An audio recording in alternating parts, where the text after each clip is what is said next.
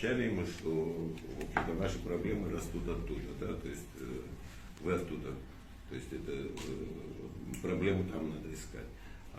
Я тоже с этим сталкивался, то есть останавливать нас на границе, останавливали уже года 2-3, как останавливают на границе, там какие-то беседы ведут, что-то узнают, и многим, кстати, говорят, что когда уже там начинают возмущаться, что вы возмущаетесь, оттуда идут сигналы. При этом мы, кстати говоря, в СГБ ходили, это вот в прошлом году в СГБ ходили, глава СГБ очень так, а я вообще не в курсе, то есть, ну, такой, как будто был там какой-то кооператив по продаже пирожков возглавлял, и он не был в курсе, что долгое время там его граждан останавливал. Сейчас он его не работает, но тем не менее там у нас власть сменилась, да, я хотел бы, чтобы эта власть как бы по новой как-то перезагрузку какую-то устроила, но по крайней мере есть такая возможность. И на этой базе я бы хотел бы, наверное, чтобы какое-то парламентское расследование произошло, все-таки какая-то утечка информации идет, то есть на границе те же были списки абхазских граждан, людей, обычных людей, там, не обязательно они политически активны были. Там, я как понял, передали списки людей, которые работают, просто работают обычными клерками в международных организациях, которые здесь аккредитованы. То есть абхазские граждане, там он работает, я не знаю, в ЮНИСЕФ, там, в Красном Кресте, но водителем будет работать, но тоже в списках. То есть людей, которые работают в неправительственных организациях, людей в общественных организациях активных, которые принимают участие, туда попали. Попали журналисты. То есть вся эта база данных отсюда проходила. Потом уже, я так понял, начали уже, когда, в общем-то, никакого наказания, ничего не последовало, уже стали уже как-то еще по-другому, более планомерно стучать. Мы уже как-то привыкли, что у нас 2-3 года здесь нас сопровождают различного рода анонимные каналы с абхазскими названиями, да, там они даже у меня такое ощущение было, что во время выборов они были частью одного штаба. Нас всех сопровождают. Да, нас всех, да. Но никакой попытки расследовать, откуда все это идет. Там много, кстати говоря, документов сливали, которым я, журналист, доступа не имею. Ну, мы не знаем, были попытки или не были. Не, но я бы хотел бы все-таки, что парламент какую-то комиссию создал бы и расследовал бы вот эту ситуацию. Насколько мы вообще, насколько это возможно? Но это уже вы как-то решите. Невозможно.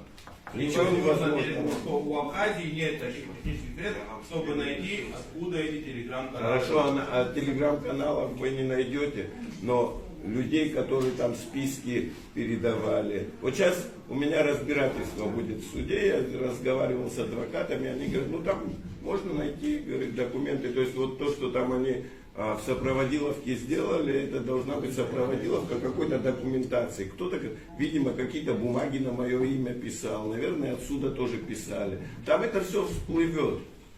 И для меня это очень хорошо, если отсюда всплывет, и я увижу эти корни. Но я не хотел бы, чтобы вы потом закапывали эти корни как можете. Я хотел бы, чтобы абхазское государство в конце концов раз и навсегда начало разбирать наши внутренние проблемы, это наши внутренние проблемы. И мы сами должны их разбирать, а не отдавать кому-то на откуп. Хочу добавить кое-что к финалу. Вот это наша такая позиция, когда мы говорим, у нас нет возможности. Стукачей народили, я извиняюсь, но уже даже и неудобно. Анонимные каналы, там еще что такое.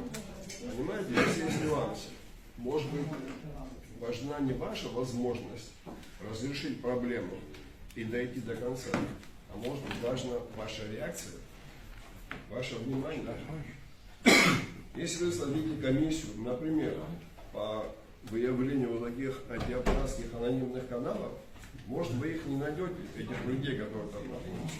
Но вы создадите прецедент давления. Если в следующий раз эти люди хотя бы объявить их незаконным. Делать это или нет. Если мы будем оправдывать наше бездействие, невозможностью найти преступника, как знаете, тогда всю милицию надо распустить, потому что во всем мире 80% преступлений не раскрываются. Но вообще, в таких случаях действует сложно. Слушайте, у вас сидят, я извиняюсь, вот эти... Я вас прошу, пожалуйста. Да, не надо, вообще действует распространен сложно, вот так, обычно так делают. Вот это сегодня у нас очевидные вещи, правильно? И если мы все знаем, что здесь сидящие, в всяком случае, признаем необходимость защиты прав граждан Республики Абхазия. И мы знаем, кто должен эти права защищать, правильно? Так же? Это же факт. Вот. Теперь, мы сейчас, минут 10 назад обсуждали, какие механизмы мы можем задействовать для того, чтобы заставить органы исполнительной власти начать действовать.